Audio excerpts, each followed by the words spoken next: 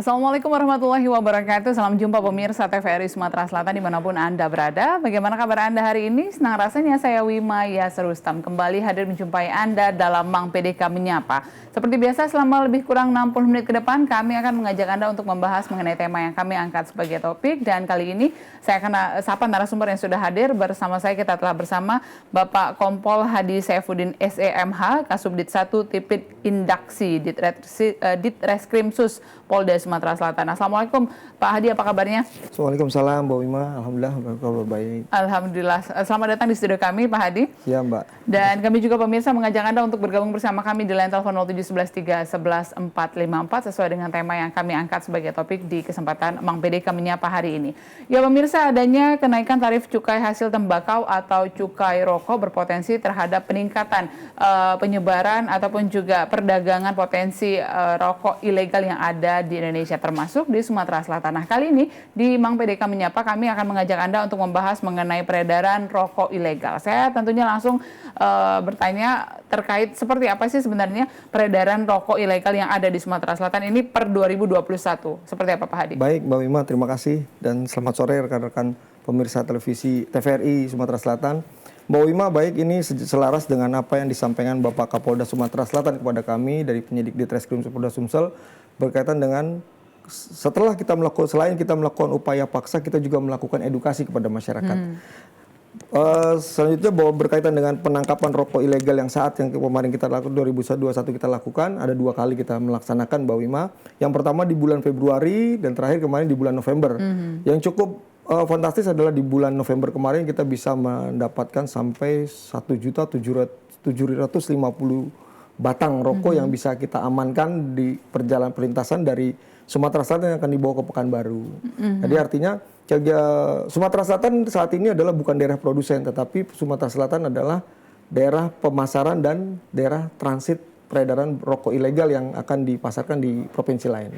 Kalau kita misalnya melihat trennya dari 2021 dan 2020 kemarin begitu, apakah memang trennya seiring dengan meningkatnya cukai rokok ini juga seiring bertambahnya peredaran rokok ilegal atau seperti apa Pak Hadi di Sumatera Selatan khususnya? Mbak Wima, kalau kita amati secara fluktuasi ya peningkatan rokok dari tahun 2019 kalau kita amati, kita punya parameter pengukurannya.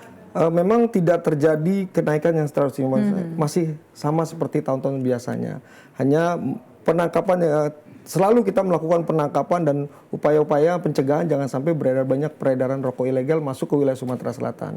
Kita selalu memapping baik melalui jajaran Pitsus daerah, Polres-Polres maupun satuan polsek terdepan yang ada di sana. Jadi kita selalu melakukan mapping daerah mana nih yang terlalu banyak laku pemasarannya. Karena memang Mbak Wima saat ini rokok-rokok ini banyak beredar di daerah-daerah misalnya perairan. Nah, karena apa? Karena memang disparitas harganya terlalu jauh kan perbedaannya sehingga banyak penikmat rokok ini mencari harga yang murah tapi dari kejahatan atau ilegal kegiatannya. Baik, Pak Hadi, kalau misalnya melihat bahwa kita saat ini masih menjadi daerah pemasaran dan juga transit begitu ya. Kemudian daerah-daerah mana saja sih sebenarnya di Sumatera Selatan yang dicurigai sebagai pintu masuk katakanlah seperti itu peredaran rokok ilegal ini di Sumatera Selatan? Baik Mbak Wima, sementara kalau kita amati pergerakan rokok ilegal ini kan seluruhnya dari Jawa. Pintu masuk kita setelah adanya tol dari Lampung menuju Palembang pasti satu jalur. Tetapi bisa saja dari Lampung tidak menggunakan jalur tol. Nah, yang kemarin kita buntuti di tanggal 8 November kemarin, Mbak Wima, sebelumnya 1 hari sebelumnya kita mendapatkan informasi akan adanya peredaran rokok ilegal yang akan dibawa ke daerah Pekanbaru. Nah, dari sana kita pelajari dan alhamdulillah di tanggal 8 November kita bisa mengamankan modus operandinya mereka membawa dari Jawa dengan menggunakan alat angkut lain, dipindahkan di Sumatera Selatan dengan alat angkut lain. Nah, artinya modus-modus mereka dengan niatan mengelabui petugas sehingga rokok-rokok ini bisa ditangkap. Tetapi alhamdulillah kita bisa melakukan mengamankan seluruh rokok tersebut di Jalan Soekarno-Hatta. Nah, pintu masuknya yang pasti otomatis dari Lampung menuju ke Palembang, bisa melalui tol ataupun tidak. Jadi memang daerah Pulau Jawa begitu Dari sumbernya, Pulau Jawa, produsernya memang berada di Pulau Jawa. Kemudian yang paling katakanlah itu merupakan salah satu pintu masuk untuk masuknya barang ke Sumatera Selatan. Nah, peredaran daerah yang atau katakanlah sebagai kabupaten kota yang merupakan salah satu tempat konsumsi terbanyak begitu adanya rokok ilegal ini yang sudah dicurigai di mana saja? Kalau sementara hasil mapping kami seluruh daerah Sumatera hampir rata, Mbak Wima. Artinya tidak ada daerah, karena kan kita bukan daerah produsen. Kita hanya penikmat atau pengguna rokok-rokok tersebut, pembeli dari kejahatan ilegal itu. Seluruh daerah di kita hampir rata-rata sama, Mbak. Misalnya setelah masuk dari Lampung, dari Jawa, di Oku Timur, dibagi lagi ke Oki, tapi rata, tidak ada satu daerah yang memiliki stok terbanyak dari rokok ilegal, itu tidak ada. Tapi rata kita hanya pengguna akhir. Jadi merata di daerah-daerah yang ada di Sumatera Selatan.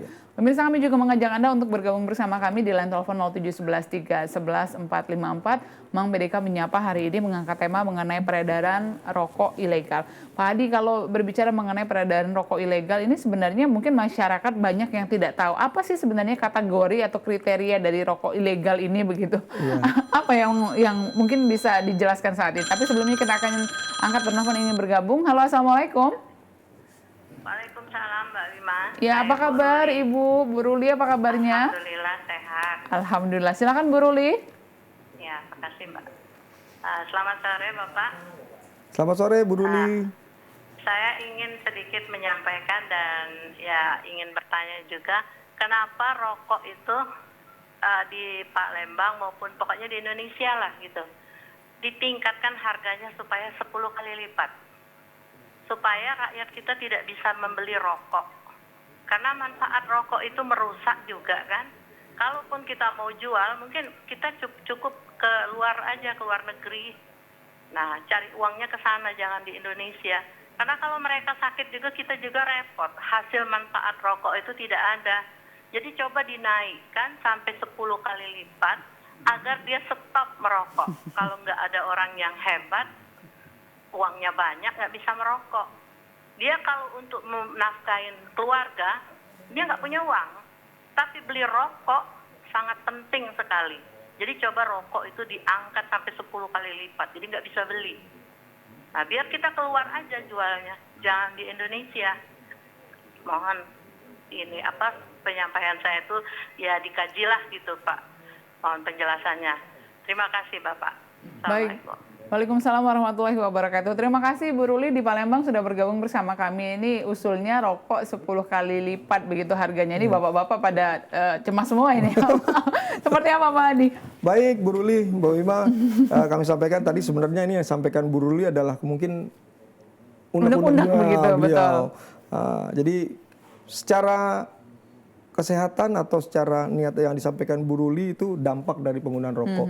Tapi di sini kami sampaikan Bu Ruli bahwa kami di Treskrimsus Polda Sumatera Selatan hanya bertugas melakukan penegakan hukum apabila ada tindak pidana yang terjadi. Contohnya dalam peredaran rokok ini karena seperti tadi rokoknya harga mahal, maka ada rokok ilegal, rokok tanpa cukai, atau rokok yang tidak menggunakan cukai sama sekali. Nah, inilah yang dilakukan penindakan. Jadi untuk berkaitan dengan yang disampaikan Bu Ruli mungkin nanti bisa disampaikan ke atau ada instansi lain yang lebih berkompeten untuk menjelaskan itu, Mbak. Baik. Kemudian tadi belum sempat terjawab mengenai kriteria rokok ilegal ini seperti apa sih sebenarnya, Pak? Mbak Ruli, sesuai amanat undang-undang atau regulasi undang-undang yang mengatur di Undang-Undang Nomor 39 Tahun 2007 jelas di sana ada 4 hal yang dapat dipidana di dalam Undang-Undang Nomor 39 Tahun 2007. Yang pertama berkaitan dengan biasanya pelaku usaha ini, pelaku usaha rokok yang Mbak Ruli ya, itu tanpa menggunakan pita cukai atau rokok itu polos, dia jual atau diedarkan dengan merek tertentu, atau juga menggunakan cukai yang sudah kadaluarsa, atau juga menggunakan cukai milik orang lain, atau cukai palsu. Jadi 4 regulasi yang ada di aturan undang-undang ini yang biasanya dilakukan oleh dalam kejahatan rokok ilegal. Tapi sebelum dijelaskan seperti apa peredarannya keempat jenis rokok ilegal ini, kita akan angkat telepon yang bergabung. Halo, Assalamualaikum. Halo, Assalamualaikum, selamat sore. Ya, tampaknya terputus. Silahkan dicoba kembali di 07113114454. Hari ini Mang PDK Menyapa mengangkat tema mengenai peredaran rokok ilegal.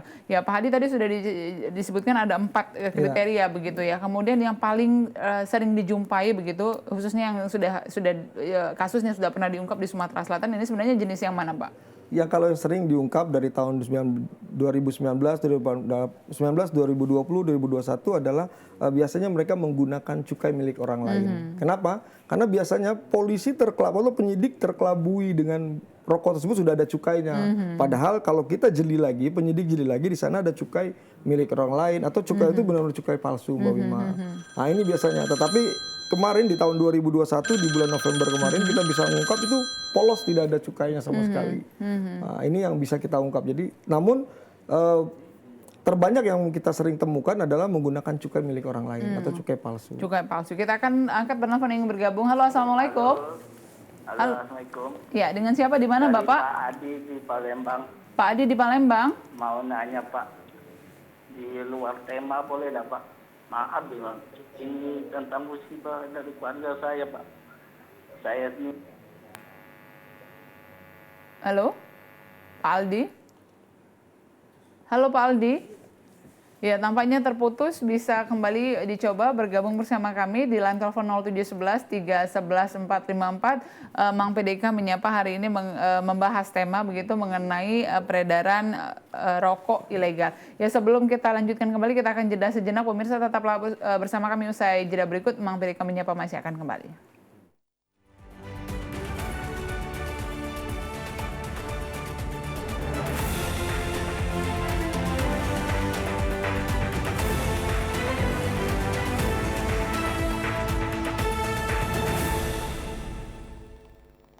Di masa-masa pandemi kayak gini, jangan lupa untuk rajin cuci tangan ya, Pak.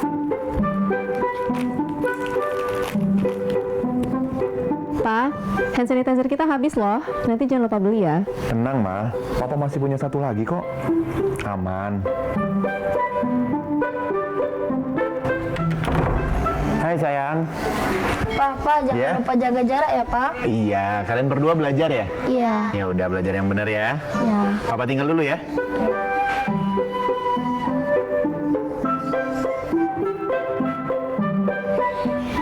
Tuh kan, Pak. Anaknya udah ingetin jaga jarak, maskernya juga jangan lupa dipakai dong. Makasih ya, Ma. Maskerku, maskermu melindungi kita. Mas, Pak, dengan menjaga jarak kita tetap bersatu. Sekarang siapa yang mau pakai hand sanitizer? COVID-19 dapat dicegah dengan 3M, memakai masker, mencuci tangan, dan menjaga jarak.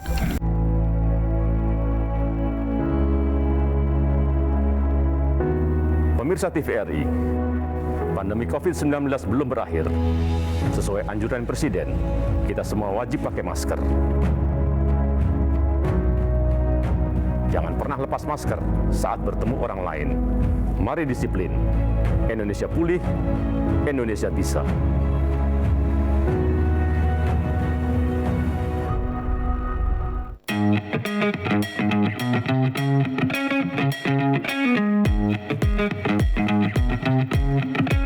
Saat beraktivitas, jangan lupa untuk memakai double masker. Pusat Pengendalian dan Pencegahan Penyakit Amerika Serikat (CDC) mengatakan, masker double bisa efektif dalam mencegah penularan COVID-19. Masuknya berbagai varian baru menuntut kita untuk lebih ketat memproteksi diri. Tapi, memakai masker double, penggunaannya juga harus tepat. Ini dia panduannya.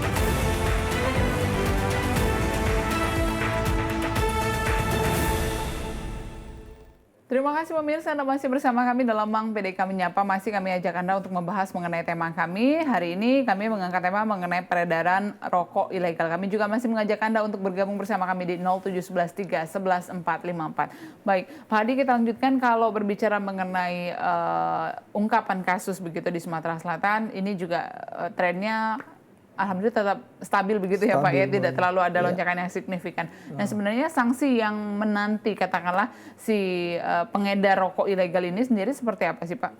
Sesuai regulasi undang-undang yang diatur dalam Undang-Undang Nomor 39 Tahun 2007 Mbak Ima ya, itu ancaman hukumnya ada 1 tahun dan denda. Tetapi kami sampaikan lagi Mbak, amanat undang-undang itu mengatur bahwa penyidikannya dilakukan oleh penyidik PPNS Bea Cukai. Makanya penyidik-penyidik dari Satuan Ditreskrim Polda Sumsel setelah melakukan upaya penangkapan atau penyitaan, kami melimpahkan kasus itu. Sesuai tanggal 8 kemarin, 8 November ya Mbak Maya, bentuk sinergitas kita dengan Bea Cukai, setelah kami nangkap, kami undang Bea Cukai, yaitu dari P2 Kanwil Bea Cukai Palembang, koordinasi kami limpahkan barang bukti itu dan nanti proses penyidikannya dilakukan oleh PPNS Bea Cukai. Artinya itulah sinergitas yang dilakukan Polri dalam hal ini di Ditreskrim Polda Sumatera Selatan dalam pengungkapan kasus rokok-rokok ilegal. Kenapa akhirnya rokok ilegal ini menjadi salah satu yang menjadi perhatian juga para penegak hukum, karena memang seberapa persentase merugikan negaranya jika memang peredaran rokok ilegal ini terus dibiarkan begitu? Yang jelas pasti masih merugikan Mbak Ima. Artinya dari harga sudah berbeda. Kalau rokok yang resmi kan itu harganya sudah tinggi. Itu yang pertama. Yang kedua kemungkinan nanti yang lebih bisa menjawabkan dari Bea Cukai karena yang menghitung nantinya kerugian negaranya, dendanya dari ungkap kasus rokok-rokok ilegal itu adalah dari rekan kita di Bea Cukai.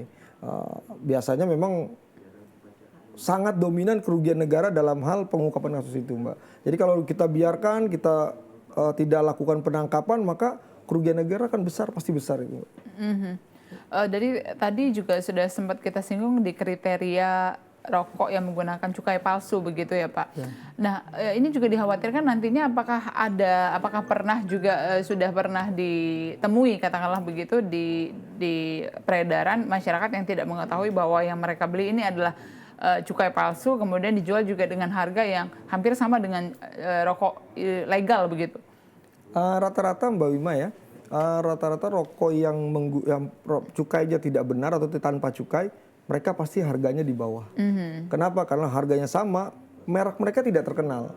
Saat ini di pasaran yang ada rokoknya yaitu Sampurna Mile misalnya kan, rokok-rokok yang mereknya sudah terkenal. Nah manakala itu ada rokok yang mereknya tidak dikenal, dijual di pasaran dengan harga sama, pasti tidak laku nantinya. Dengan cukai yang palsu inilah mereka mengedarkan dengan harga murah. Nah semangat ini ya, sore ini kami juga diundang oleh TVRI Sumsel untuk melaksanakan audiensi. Kami juga sampaikan ini adalah apa yang disampaikan Bapak Kapolda, kami memberikan edukasi Mbak Wima. Edukasinya seperti ini, bahwa kepada masyarakat penikmat rokok, pada saat membeli, kita harus juga tahu bahwa kalau kita membeli rokok ilegal, sudah otomatis memang murah. Namun mungkin ada bahaya kesehatan atau kerugian negara yang jelas pasti dirugikan. Karena rokok itu tidak menyumbang bayaran pajaknya. Yang kedua kepada para pelaku kejahatan rokok-rokok ilegal ini, ya sudah cukuplah. Karena pasti diyakini Satuan Tindak Pidana Indaksi akan melakukan penangkapan atau pengungkapan kasus-kasus rokok-rokok ilegal ini. Demikian. Baik Pak Hadi, tapi apakah memang si pembeli ini juga berkemungkinan untuk diproses secara hukum begitu jika membeli rokok ilegal ini? Tidak Mbak Wima, karena amanat undang-undangnya hanya pelaku usahanya saja dalam regulasi ini. Ya, kita mengedukasinya seperti sore ini, kita mengedukasi masyarakat agar tidak membeli rokok-rokok ilegal itu. Kalau misalnya kita melihat bahwa di Sumatera Selatan ini peredaran rokok ilegal ini masih menjadi, katakanlah masih dijumpai ya di setiap tahunnya. Apakah karakteristik masyarakat kita juga menjadi salah satu penyebab begitu, mengapa selain murah tadi, mengapa akhirnya rokok ilegal ini menjadi daerah Sumatera Selatan menjadi salah satu tempat yang baik untuk pemasaran rokok-rokok ilegal. Karakteristik daerah juga apakah juga menentukan? Iya Mbak Wima, jadi karakteristik daerah kita ini mempengaruhi karena rata-rata penikmat rokok ini kaum laki-laki ini pekerja-pekerja di perkebunan atau di pabrik yang menikmati rokok dalam mengisi keseringan sehariannya. Tetapi yang paling dominan dalam rokok ilegal ini adalah disparitas harganya yang sangat berbeda, Mbak. Jadi karena penikmat rokok ini ingin harga murah dengan rasa yang sama, akhirnya pilih yang rokok ilegal. Jadi memang harga merupakan salah satu poin begitu ya? Poin penting sehingga rokok ilegal paling sering ditemui, Mbak. Iya, Pak Hadi tadi juga sudah sempat disinggung mengenai mengapa akhirnya rokok ilegal ini menjadi bisa beredar dengan sedemikian rupa, salah satunya di Sumatera Selatan. Produsennya di Jawa, ini katanya tadi dari Madura ya Pak ya, dari daerah sana. Nah, masyarakat juga berpikir kalau begitu kenapa tidak hanya peredarannya saja yang di stop, tetapi juga dari produsennya, kenapa tidak ada upaya pencegahan dari produsen rokok ilegal ini misalnya di daerah asal begitu, sehingga ada upaya yang dilakukan tidak hanya ex situ tapi juga in situ begitu. Ya. Ini sering kita sampaikan juga, Mbak. Makanya kami sampaikan dari amanat undang-undang itu sesungguhnya kita sudah sering koordinasi dengan Bea Cukai dalam hal, atau Bea Cukai juga sudah sering minta bantuan ke kita untuk melakukan pengungkapan kasusnya sampai ke titik awalnya. Artinya titik dari pembuatnya di sana, kita tindak, lakukan penindakan. Dan itu sering dilakukan, Mbak. Bukan tidak pernah, tapi sering kita lakukan. Bekerja sama dengan Bea Cukai, pemerintah daerah itu sendiri, di mana daerah produksi rokok-rokok ilegal sudah sering dilakukan. Tapi ya hilang 1 tumbuh 1000, mungkin seperti itu. Apa sebenarnya yang menjadi penyebabnya Pak Hadi? Keuntungan. Keuntungan dan bahan bakunya kan murah di sini, mudah dicari. Di daerah Jawa kan ada pertanian dan tembakaunya di sana. Jadi memang itu yang menjadi salah satu penyebab mengapa akhirnya rokok ilegal ini menjadi salah satu bisnis, katakanlah begitu. Salah satu bisnis yang cukup menjanjikan, Pak Hadi. Kemudian kalau misalnya mengenai dasar hukumnya yang saat ini sudah sempat kita bahas tadi, ada 1 sampai dengan 2 tahun proses hukumnya. Nah, apakah yang terakhir yang di November ini proses hukumnya sudah sampai sejauh mana? Sampaikan tadi Mbak Wima, jadi kami penyidik Satuan Ditreskrim Polda Sumatera Selatan ya Subdit 1 ini kita hanya melakukan pengungkapan saja. Proses penyidikannya kembali ke Bea Cukai. Nah, setahu kami saat ini mereka lagi berproses penyidikannya. Nanti setelah selesai penyidikan biasanya melaporkan ke kami melalui Korwas PPNS di Polda. Kalau modus operandinya seperti apa sih Pak Hadi? Tapi jangan kita jawab dulu, kita akan angkat penelpon yang bergabung. Halo, Assalamualaikum. Halo. Iya, Assalamualaikum Bapak. Waalaikumsalam. Ya, dengan siapa di mana Bapak? Dengan Pak Sultan di Jalan Bidar, TPRI Kampus. Ya, Pak Sultan, silakan Pak Sultan. Itu masalah rokok ilegal, ya Bu ya? Iya, betul. Sebenarnya gampang itu Bu. Aturan kita itu kurang tegas. Karena saya melihat beberapa kali rahasia ataupun apapun termasuk minuman disita tapi dilepas lagi. Besok jualan lagi. Enggak jauh, cuman di daerah sinilah sudah kelihatan di mata Bu. Jadi aturan kita itu yang kurang tegas. Kok rokok itu bisa beredar lewat mana itu kan pasti ada jalurnya itu. Seperti imigrasi kok bisa lewat, umpama orang bisa masuk tanpa ketahuan, kan aneh, bandara umpama kan. Jadi kalau menurut saya aturannya itulah, aturan di negara kita ini beda dengan di Singapura. Kalau Singapura itu sulit benar masuk. Barang kita pun turun di pesawat dilepas semua, kita nggak boleh bawa. Jadi saran saya perbaiki ataupun dibenahi aturan kita, jangan kompromi gitu. Kalau kita mau benar-benar menegakkan suatu peraturan dimanapun itu. Nah itu saja Bu saran saya, masukan saya. Terima kasih. Assalamualaikum warahmatullahi wabarakatuh. Waalaikumsalam warahmatullahi wabarakatuh. Terima kasih Pak Sultan di Palembang sudah bergabung bersama kami. Silakan Pak Hadi. Terima kasih Pak Sultan informasinya. Mudah-mudahan apa yang disampaikan Pak Sultan dalam penegakan hukum ke depan kita lebih aktif dan lebih giat lagi. Tapi kami sampaikan Pak Sultan bahwa dalam pengungkapan rokok ilegal kami selalu dapat informasi sedikit kecil apapun kami selalu melakukan penindakan. Jadi kami juga selalu memapping tempat daerah-daerah mana yang sering terjadi peredaran rokok ilegal ini. Jadi kami tidak pernah kompromi dan kami bekerja sama dengan Bea Cukai selalu melakukan penindakan terhadap rokok-rokok ilegal ini.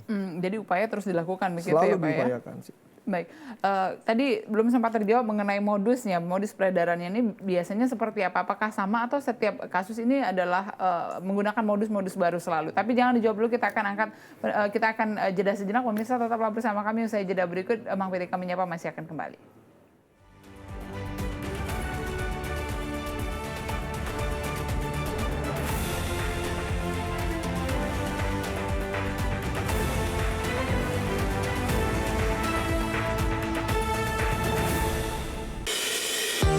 Guna mendukung migrasi siaran TV analog ke digital, TVRI akan memulai tahapan analog switch off di 11 kota dan Batam dan akan dilanjutkan secara nasional mulai 2 November 2022. Siaran TVRI sudah dapat ditonton melalui TV digital.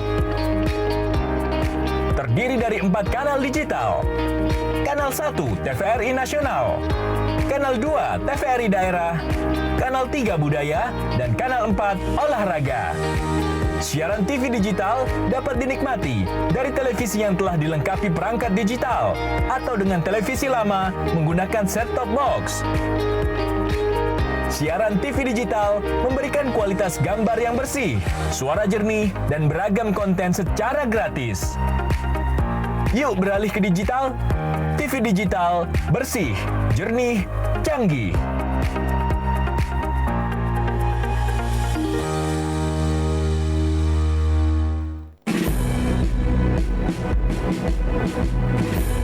Jalani hari dengan 3 wajib, wajib iman, wajib aman, wajib imun. Berolahraga, riang gembira, mencegah kita jatuh sakit. Makanan bergizi tiap hari, tidur cukup itu pasti. Dan janganlah panik, berdoa tiada henti, wajib iman aman imun. Pakailah maskermu, jagalah jarakmu, cuci tanganmu selalu. Kita raih bahagia dengan iman aman imun, badan sehat bangsa kuat. Kita raih bahagia dengan iman aman imun, badan sehat bangsa kuat.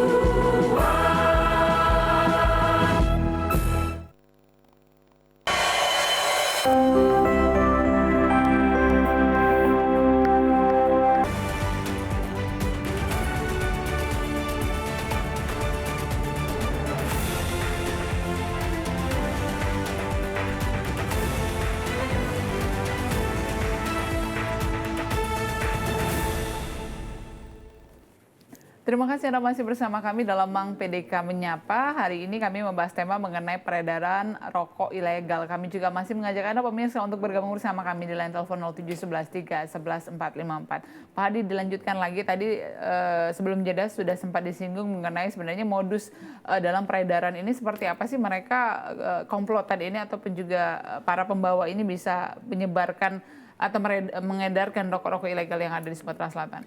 Hasil penangkapan kami dan mapping kami, Mbak Wima ya, ada berbagai cara atau modus operandi yang dilakukan oleh para pelaku usaha rokok ilegal ini. Salah satunya yang tadi kami sebutkan, menggunakan kendaraan berpindah atau menitipkan barang-barangnya di bus-bus yang akan melintas ke Sumatera, atau juga menitipkan rokok ini dengan barang-barang lain, ditumpuk dengan barang lain. Nah, baru di satu tempat mereka ambil atau di-pool di satu tempat, baru mereka akan melakukan penyebaran terhadap rokok-rokok itu. Biasanya mereka sudah punya jalur tujuan kemana akan dikirim rokok-rokok ini. Nah, di titik itulah mereka pengangkutannya menggunakan berbagai cara. Jalur perairan apakah juga menjadi tempat yang berkemungkinan besar untuk menjadi tempat pintu masuk rokok ilegal, Pak? Sampai saat ini belum kami dapatkan. Biasanya kita dapatkan melalui jalur darat, Mbak ya. Karena biasanya dari Jawa mereka dititipkan di bus atau di truk-truk yang membawa barang-barang lain. Tidak sejenis dengan rokok itu. Jadi memang untuk mengelabui petugas. Mengelabui petugas, mereka menitipkannya di tempat-tempat barang yang bersamaan.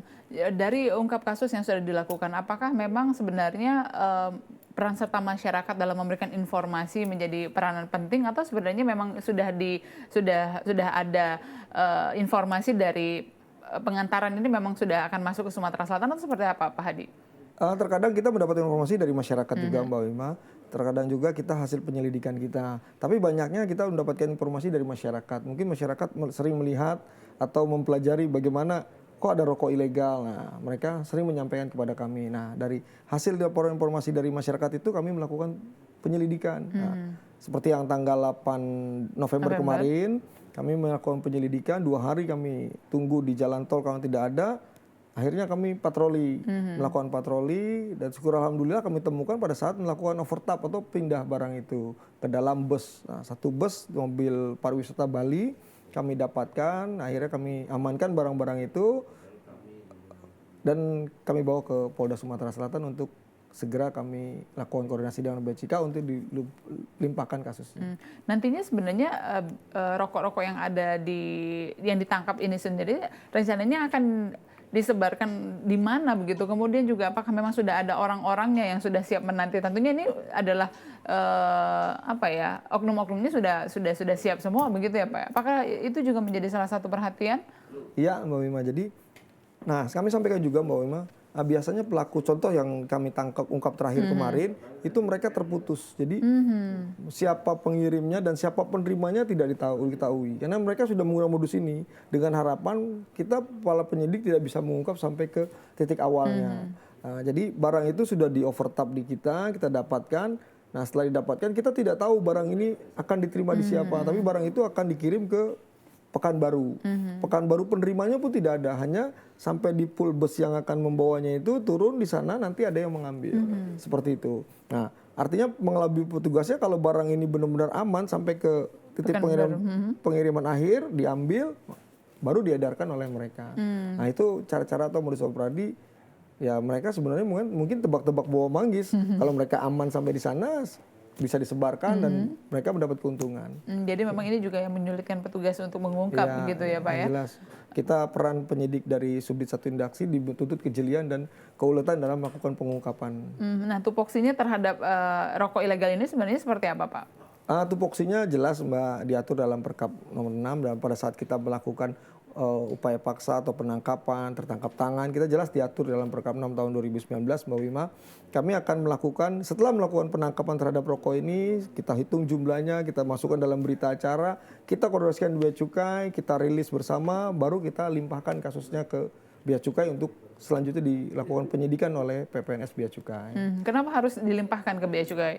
Itu regulasi aturannya, Mbak. Artinya penyidik Polri yang menangani untuk kasus kerugian negara dalam hal cukai adalah Bea Cukai, maka kami wajib melimpahkan kasusnya. Jadi memang kerjasama sinergitas seperti itu ya, sesuai dengan tupoksi masing-masing, begitu Pak Hadi? Iya, Mbak Wima. Baik, kalau tadi ini merupakan tindakan yang dilakukan terhadap peredaran rokok. Nah, kalau tindakan pencegahan, katakanlah edukasi kepada masyarakat terhadap, kalau tidak ada pembeli juga tidak akan ada permintaan, begitu ya?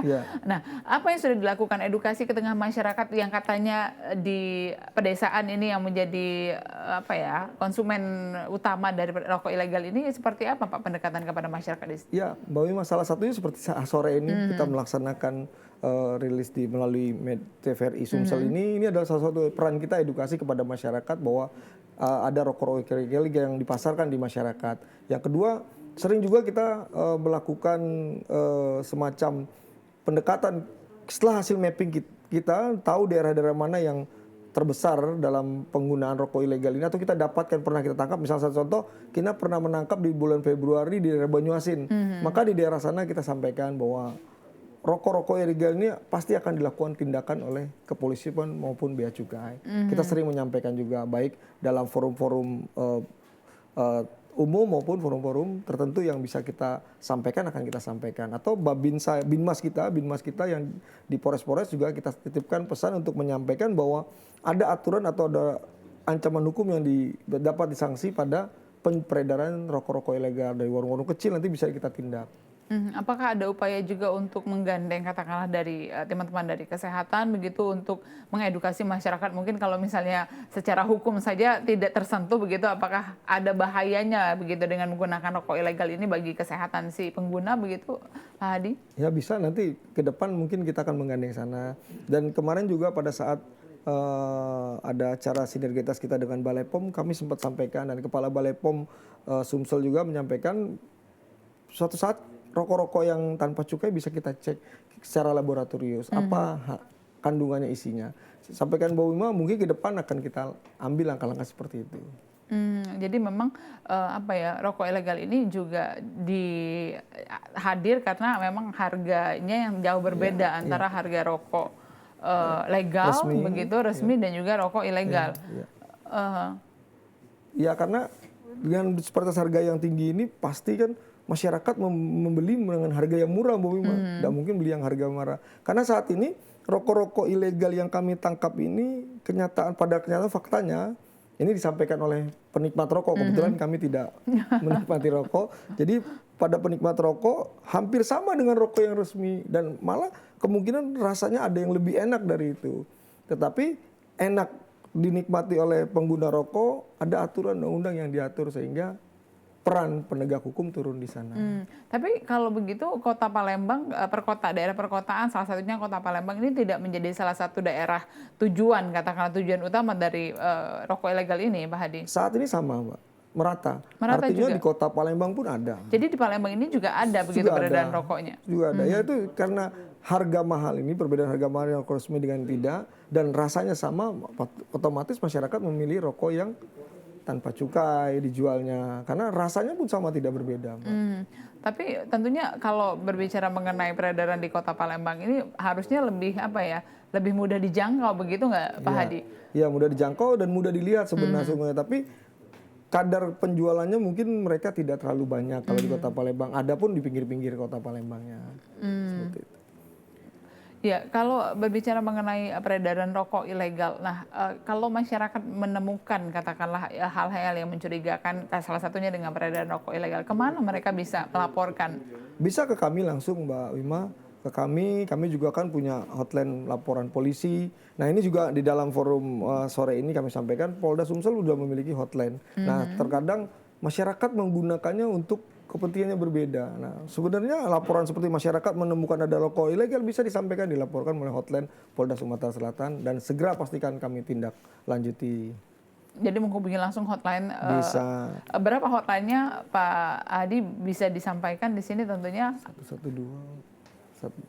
Atau bisa juga ke Instagram juga ya, bisa di DM dan lain sebagainya begitu Pak Hadi. Baik, sebelum kita lanjutkan kembali pemirsa, kita akan jeda sejenak, tetaplah bersama kami usai jeda berikut. Mang Berika Menyapa masih akan kembali.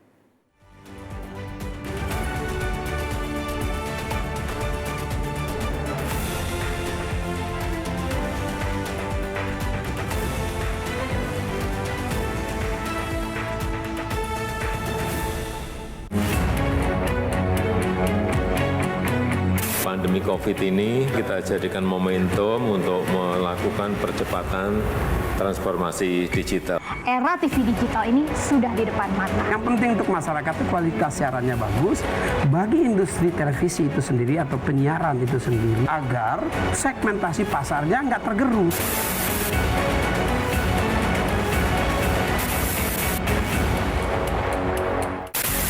Sejarah panjang dunia penyiaran diawali dengan hal yang sederhana, yaitu informasi. Semula informasi tersampaikan hanya didengar. Seiring waktu perkembangannya, informasi tidak hanya dapat didengar, melainkan dapat dilihat asal kejadian informasi itu melalui pesawat televisi. Pada tahun 1925, berdirilah Radio Batavia bentukan Hindia Belanda dalam menguasai informasi dan menjadi alat propaganda pada masa penjajahan di Indonesia.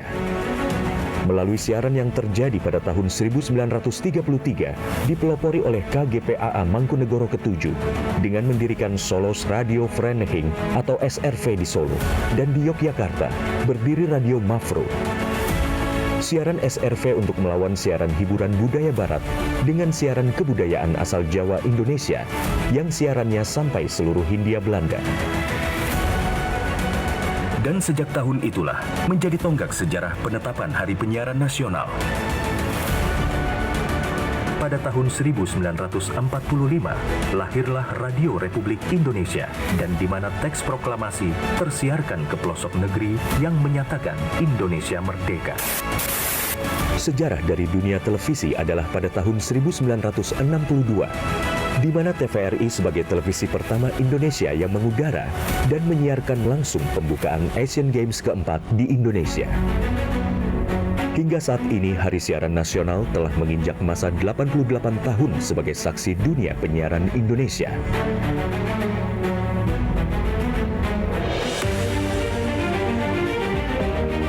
Sehingga perkembangan teknologi penyiaran menjadi faktor utama dalam menentukan kualitas penyiaran demi Indonesia maju. Namun masih banyak daerah yang tidak dapat ikut andil dalam pemerataan ekosistem dunia penyiarannya. Solusinya adalah analog switch off atau ASO. Penyiaran secara analog akan segera berakhir menuju era digital yang menyeluruh. Kementerian Kominfo adalah rumah TV digital. Bersama pihak terkait mewujudkan kesuksesan peralihan ESO menuju penyiaran digital. 2 November 2022 menjadi penting dan sejarah bersama era siaran nasional, yaitu berakhirnya masa siaran analog menuju era TV digital. Digitalisasi televisi menjadi kepentingan bersama. Meratanya siaran hingga ke pelosok negeri. Bersih gambarnya, jernih suaranya, dan canggih teknologinya. Menciptakan masa depan bangsa Indonesia yang lebih maju.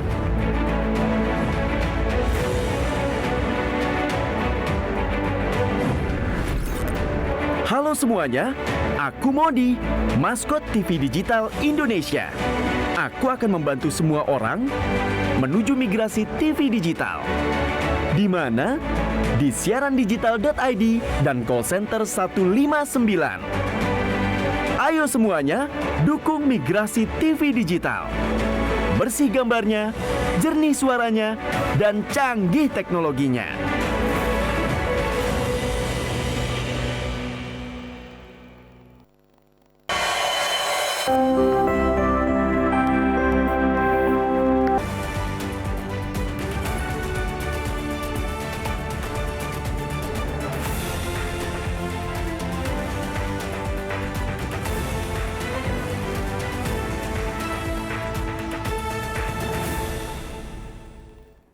Terima kasih pemirsa, Anda masih bersama kami dalam Mang PDK Menyapa. Masih kami ajak Anda untuk membahas mengenai tema kami, yakni peredaran rokok ilegal. Kami juga masih mengajak Anda untuk bergabung bersama kami di line telepon 07113 11 454. Baik, masih bersama narasumber kami, Kompol Hadi Saifuddin SEMH, Kasubdit 1 Tipit Indaksi Ditreskrimsus Polda Sumatera Selatan. Baik, Pak Hadi, kalau selain rokok ilegal, sebenarnya apa saja yang juga diungkap oleh Tipit Indaksi Ditreskrimsus Polda Sumatera Selatan ini? Baik Mbak Wima dan masyarakat pemirsa TVRI Sumatera Selatan, Tipit Indaksi sesungguhnya memiliki tugas dan tanggung jawab melakukan penindakan terhadap berbagai pelanggaran terhadap perdagangan, industri, dan investasi. Beberapa pelanggaran yang sudah dilakukan pengungkapan oleh Tipit Subdit 1 Indaksi, salah satunya belum lama berbarengan dengan rokok kita juga berhasil mengungkap peredaran pupuk tanpa izin. Juga mengungkap kemarin tahu berformalin.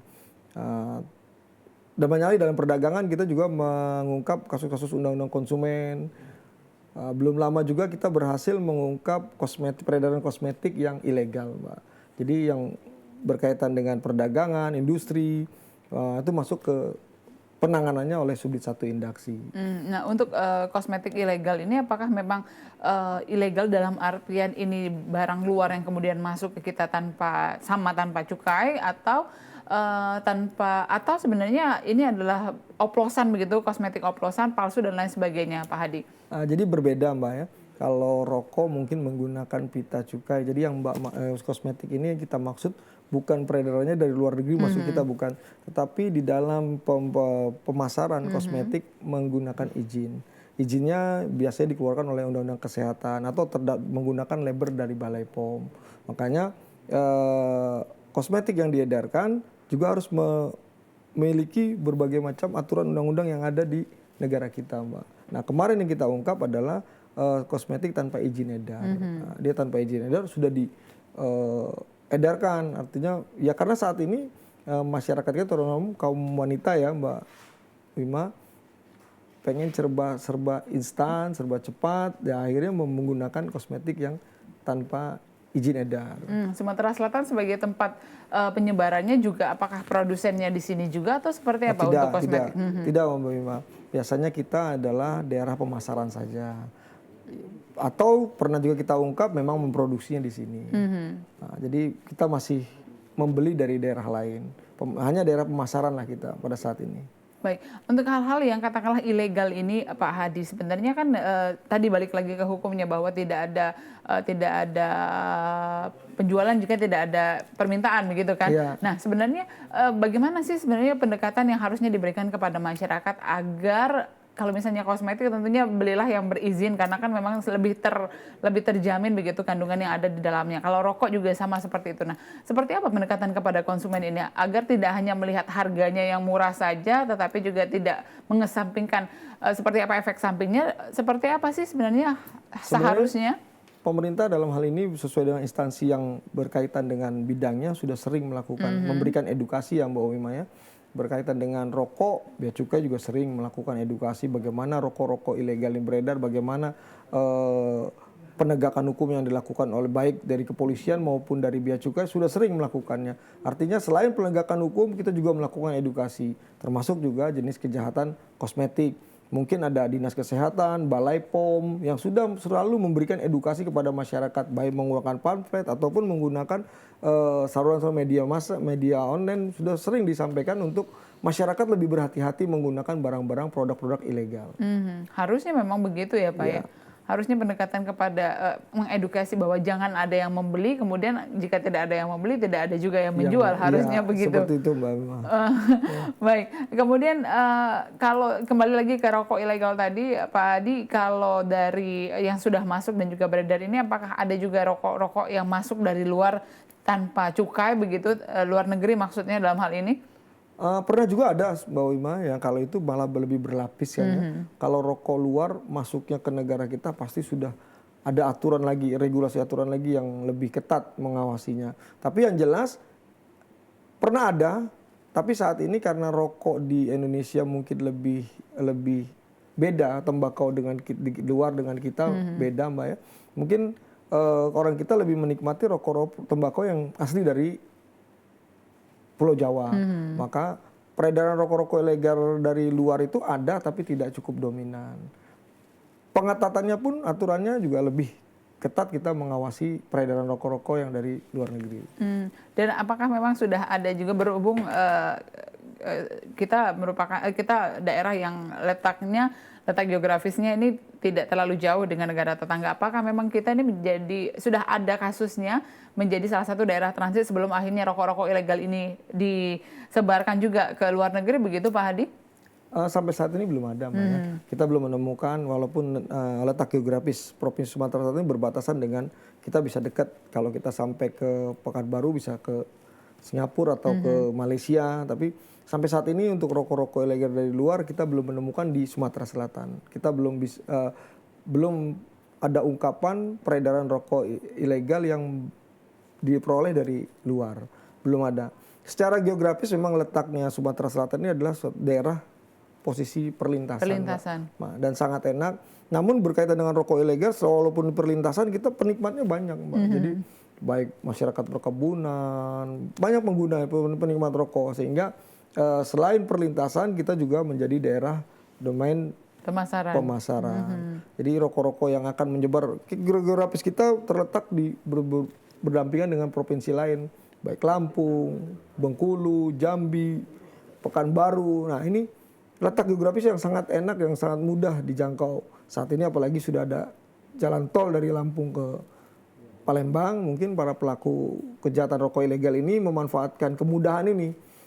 Nah, tinggal teknis mereka, modus-modus operandi mereka melakukan pengiriman rokok ini bisa menggunakan berbagai cara. Ya, saat ini keuletan kita dan sinergitas kita dengan Bea Cukai yang saling menguatkan untuk melakukan pencegahan terhadap beredarnya rokok-rokok ilegal tersebut. Baik, langkah-langkah ke depan, apakah ada formulasi baru begitu yang sudah dibentuk oleh Tipit Indaksi ini khususnya di Reskrimsus Polda Sumatera Selatan untuk mencegah katakanlah peredaran rokok ilegal ini di tahun-tahun mendatang begitu, Pak Hadi? Secara khusus memang belum ada, Mbak Wima ya. Namun kemarin kita setelah melakukan pertemuan dan sesuai dengan arahan dari Bapak Kapolda Sumatera Selatan, kita selalu menjalin sinergitas dengan instansi terkait, stakeholder yang ada, guna penguatan. Artinya penguatan dalam berbagai hal. Penguatan kita melakukan ungkap kasus, penangkapan maupun sebagai rekan kita dalam melakukan penyidikan kasus yang ada. Nah, dalam penguatan sinergitas ini, salah satunya Tipit Indaksi dengan Bea Cukai mungkin ke depan kita akan membuat operasi bersama atau pengungkapan bersama ataupun melakukan edukasi bersama guna pencegahan peredaran rokok ilegal di Sumatera Selatan, khusus di Sumatera Selatan lebih banyak lagi. Dan kami juga akan bersama dengan Bea Cukai nanti memapping berapa sih jumlah 2019-2018, bagaimana ada penurunan tidak dengan setelah kita melaksanakan sinergitas yang penguatan terhadap pengungkapan kasus ini. Demikian. Baik, karena memang tadi menggunakan jalan darat dengan menggunakan kendaraan, karena juga kalau rokok tentunya tonasenya juga cukup berat begitu ya. Nah, apakah memang ada upaya untuk selalu melaksanakan razia begitu terhadap muatan-muatan yang katakanlah baru masuk ke pintu perbatasan Sumatera Selatan, Pak Hadi? Baik, Mbak Wima. Dalam operasi kepolisian ada berbagai operasi yang dilaksanakan. Jadi untuk menjaga Harkam Tipmas biasanya satuan wilayah melakukan operasi. Nah, operasi khusus yang dalam hal yang Mbak Wima sebutkan dalam pengungkapan kasus rokok ilegal ini, kalau kita mendapat informasi baru kita melakukan gerakan. Namun pencegahan di awal biasanya satuan wilayah di Polda Sumatera Selatan juga melaksanakan operasi menjaga Harkam Tipmas. Nah, dalam satu saat operasi dilakukan oleh kewilayahan menemukan rokok ilegal pasti menginformasikan atau bisa langsung menangani dan segera melimpahkan ke Bea Cukai. Jadi pencegahan ini sudah ada. Baik giat operasi rutin maupun operasi khusus sudah dilaksanakan oleh jajaran Polda Sumatera Selatan dalam hal pengungkapan segala bentuk kejahatan maupun pelanggaran tindak pidana yang ada di wilayah hukum Polda Sumatera Selatan. Mungkin juga karena memang modus operandinya berbeda-beda, kemudian juga kalau dalam kapasitas yang banyak, yang besar, mudah terlihat begitu, kemudian juga apakah tidak melihat bahwa adanya peredaran dengan jumlah-jumlah kecil yang diedarkan katakanlah dari Pulau Jawa masuk ke kita, tapi tentunya dengan ukuran yang tidak terlalu banyak, kemudian juga ukuran yang tidak terlalu besar, sehingga petugas kepolisian juga nampaknya tidak bisa mendetek itu semua, Pak Hadi. Apakah ini juga menjadi salah satu perhatian? Iya, satu perhatian. Jadi gini, Mbak Wima, terkadang kan mereka mengelabuinya berbeda caranya, modus operandinya beda. Kalau membawa dalam jumlah banyak mudah terlihat, mungkin mereka menguranginya. Nah, atau waktunya pada saat petugasnya tidak ada, mereka memasukkan barangnya. Artinya memang teknis-teknis ini dipelajari oleh pelaku usaha kegiatan rokok ilegal ini. Jadi mereka juga pasti juga memapping kita, petugas polisian mereka mempelajarinya. Nah, dari hal ini kita juga tidak boleh lengah. Artinya pada saat kemungkinan kalau beredarnya rokok dalam jumlah banyak kita bisa ketahui dengan cepat, pasti kita akan langsung melakukan tindakan. Jadi artinya walaupun mereka pada saat pemberangkatannya tidak diketahui oleh kita, pada saat titik kan ada dua titik. Dua kegiatan. Kegiatan pertama mereka melakukan pengangkutan atau pemindahan barang dari satu tempat ke tempat yang lain.